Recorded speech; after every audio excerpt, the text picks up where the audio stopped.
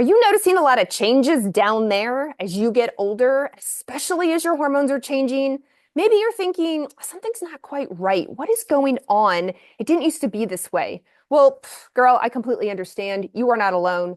Some 50% of women experience dryness, itchiness, pain while doing the deed, thinning of those tissues known as atrophy, or overall, like I said, like something is off. So in today's video, I want to walk you through exactly what's going on and the difference between moisturizers, lubricants, and using hormones down there to help improve everything you've got going on. Hi, my name is Dr. Carrie Jones. I'm a women's health and hormone expert, and you're going to want to hit that subscribe button because I fully am aware that hormones can feel like herding cats, and I am here to help.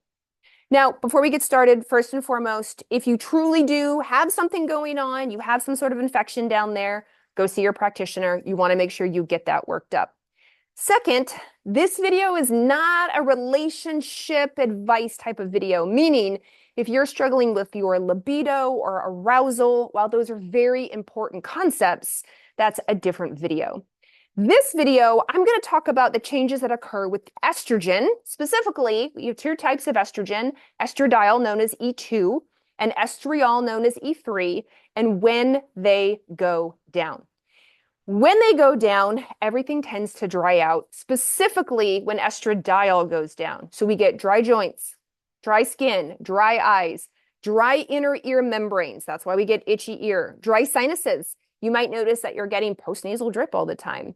You can also get vaginal dryness. Now, the entire term is known as genitourinary syndrome of menopause, and it encompasses dryness, itchiness, like pH changes, dryness of the skin, so thinning of the skin, it's known as atrophy, urinary incontinence. Yes, I'm aware you might have thought, well, I've had children, no wonder I have some leakage when I jump or laugh or cough.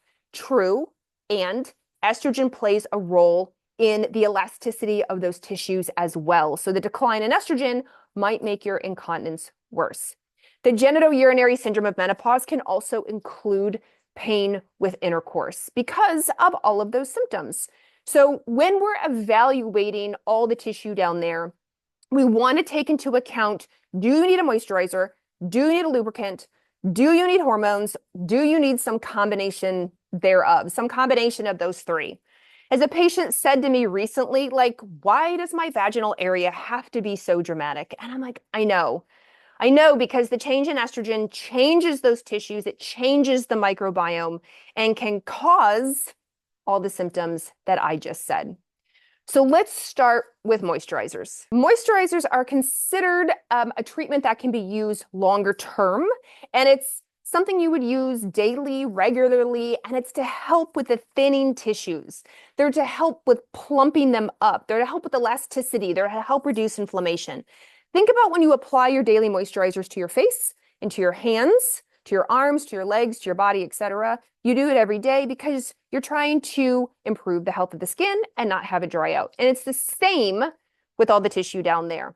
So the reason these moisturizers work so well is they often have ingredients such as hyaluronic acid, peptides, oils, etc., that are blended together and meant to adhere to the vaginal tissue so that it does plump up, so that it can try to be healthy again and just feel better.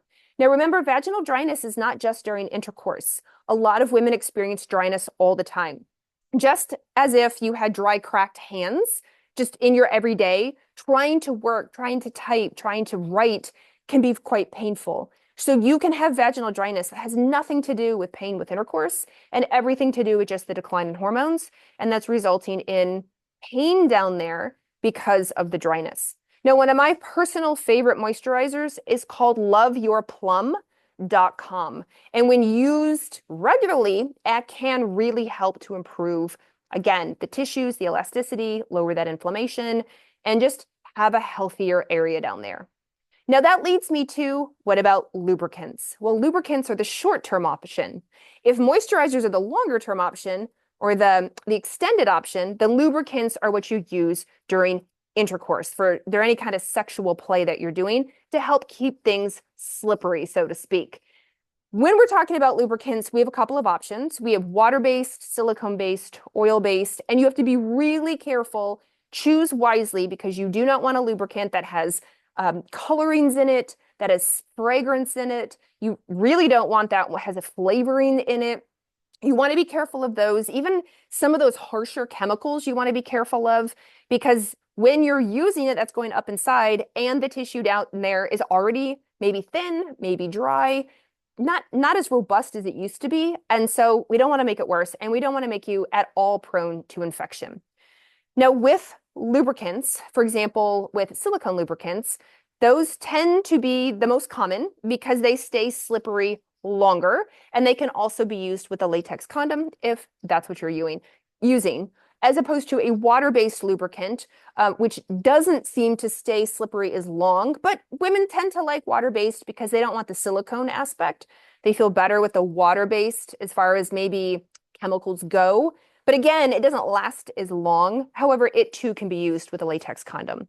Then we have the oil-based. Oil-based tend to be things such as vitamin E oil or coconut oil or even olive oil. Now, unfortunately, they will erode a latex condom, so you do have to be careful with that. But a lot of women will even use vitamin E oil or they'll try coconut oil with just general dryness or itchiness or irritation down there because they can be soothing. Now, the big question is, can you do both? And the answer is absolutely. Absolutely, you can do both. You can use a moisturizer every day just to help the tissue in general, just like you would use a moisturizer on your face or your hands, your arms, legs, etc. And during sexual intercourse, sexual play, you can absolutely add in a lubricant. Don't be afraid to use both. Now that brings me to vaginal hormones. Can you use hormones down there? And the answer is a resounding yes. We have a couple different options. We have vaginal estradiol, estriol, and DHEA. Yes, I haven't mentioned DHEA yet, but DHEA is considered an androgen type hormone and can have beneficial aspects to all the health down there, dryness, itchiness, and just the elasticity in general. Plus, some women who don't want to use estrogen feel more comfortable using DHEA, and some healthcare practitioners, depending on your history, feel more comfortable with DHEA as opposed to estrogen, but we will get into that. Now, you do want to be aware, these are hormones, so you don't want to spread them to other people. So when you insert them up there, please don't mistake them as a lubricant when somebody else is involved. They do not need access to that estradiol, that estriol, or that DHEA. I just want to say that right away. And when we're talking about the estrogens, low-dose vaginal estradiol therapy is FDA approved for moderate to severe vulvar and vaginal atrophy or thinning. So it truly is FDA approved, which is wonderful.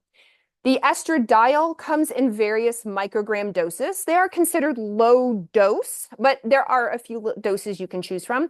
And they do come as creams or suppositories or even a ring as your options. Oftentimes, what we do is we suggest a loading dose. So do it every day for, let's say, 2 weeks, and then use it 1 to 3 times a week as needed, specifically those suppositories or creams. So you would do 2 weeks straight, and then let's say it's, it's pretty significant. So you may do 3 times a week thereafter to really support it. But if you're in the moderate category, and by using it every day for 2 weeks, you're now in the mild to non-existent category, you may only spot treat once a week just to make sure the tissue remains healthy. The other estrogen is known as estriol or E3. Now, unfortunately, it is not FDA approved here in the United States. You can get it compounded at a compounding pharmacy. It does come in various doses. You can have it. Usually it's done as a cream to be inserted up inside.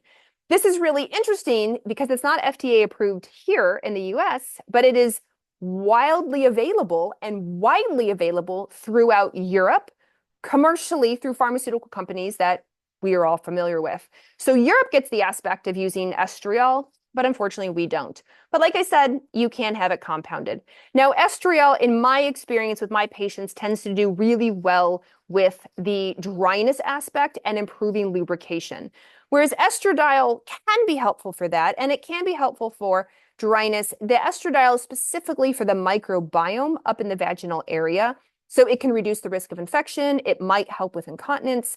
Again, it can supports the elasticity, lowers inflammation.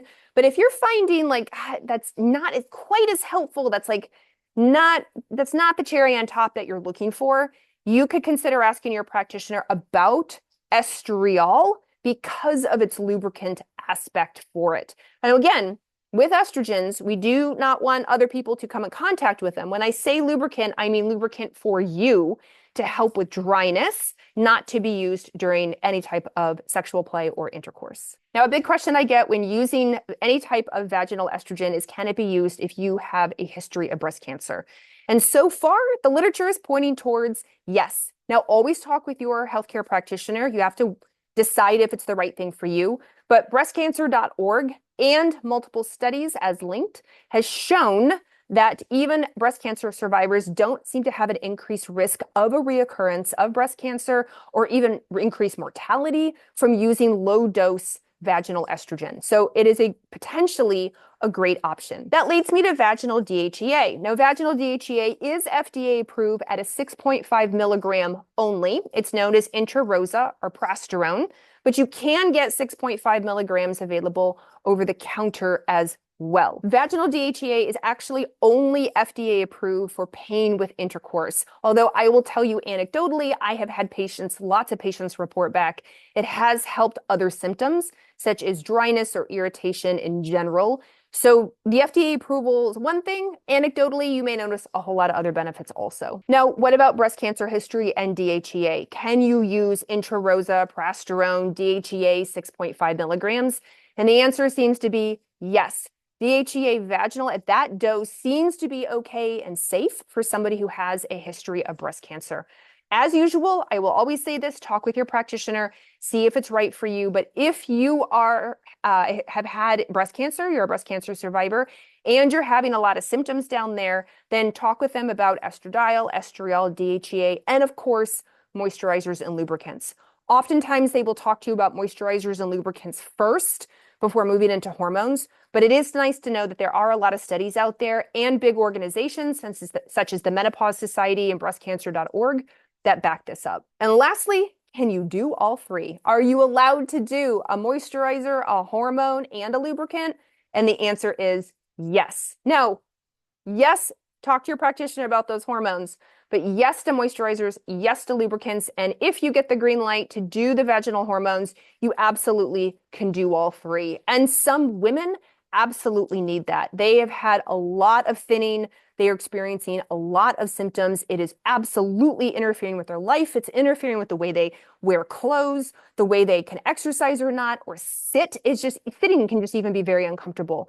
So if this sounds like you, or even we're trying to prevent this, then do know that you have a lot of options. Moisturizers, lubricants, and vaginal hormones that can help all the tissue down there, support the microbiome, and just make you feel so much better, because nobody likes feeling off down there. Nobody likes having pain down there. Nobody likes when it's itchy and what is going on. Like I said earlier, my one patient who was like, why does the vaginal area have to be so dramatic? I don't want that for you. I don't wish that for you. So this video is to help you understand all of your options. You're going to want to hit that like. You're going to want to leave us a comment, because I love the comments and we base a lot of our videos off the comments. Plus we respond to comments. And lastly, hit that subscribe button, because as I said, hormones can feel like herding cats. And I want to make sure you know what's going on. I want to help you and answer all your questions.